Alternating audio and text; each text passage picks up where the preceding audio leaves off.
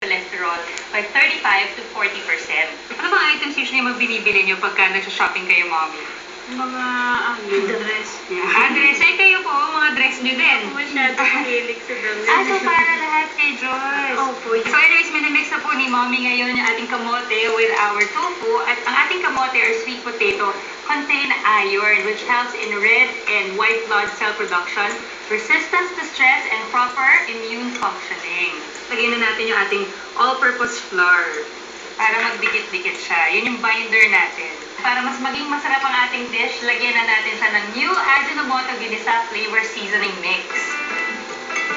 The new Aji Ginisa is made meatier with well-balanced gisa flavors na hinahanap natin. Teka, lalagyan ko na po ng oil din, chef.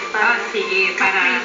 This is actually the perfect ingredient to make dishes na kahit walang meat, taste meatier. And of course, it's made more affordable kasi ngayon 2 pesos na lang per 7-gram pack.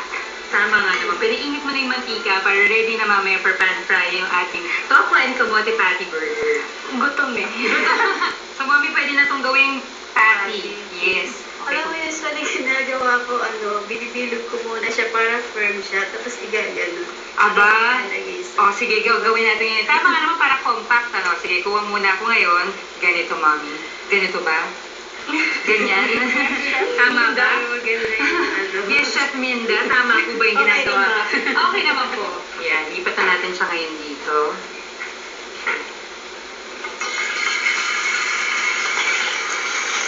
Ayan, so lagyan na natin to. And then we'll just wait for this to cook mga 2 minutes to 3 minutes per side.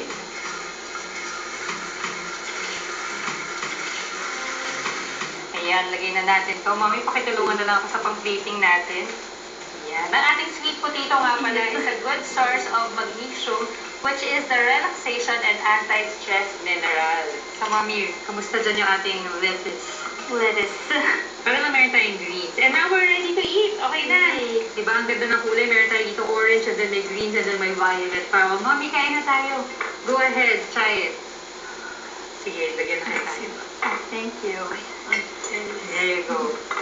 Ito pwede nyo kainin siguro yun nga, to replace your burger patties talaga. Di ba, pwedeng kainin with bread, pag some a little bit of, siguro kung gusto ng mayo or mustard, pwede rin. Pwede rin kainin with rice. Oh, good. Kasi di mo na hinipan, hindi ka mapaghintay, Joyce. Sige, hinihabi niya. Mainit rin po ba? Masarap? Pwede sa mga kids, no, na hindi mahilig kumain ng mga gulay, mga mommies na nun, pwede nyo itong lutuin for your kids, di ba? Kasi pag ganyan na yung itsura, hindi na malalaman ng kids na nakamote yan at tofu. Pwede pa kayo magdagdag ng ibang vegetables if you like, di ba? Ayan, after nyo mag-shopping, I'm sure pagod kayo. So this dish is something that you could eat, di ba? After a long day. Ito, talaga namang it will be very filling, masarap na, healthy pa, at mabilis pang gawin, di ba? Ipapakain na naman sa akin si mami na pang-diet. Pag-diet ka ba talaga?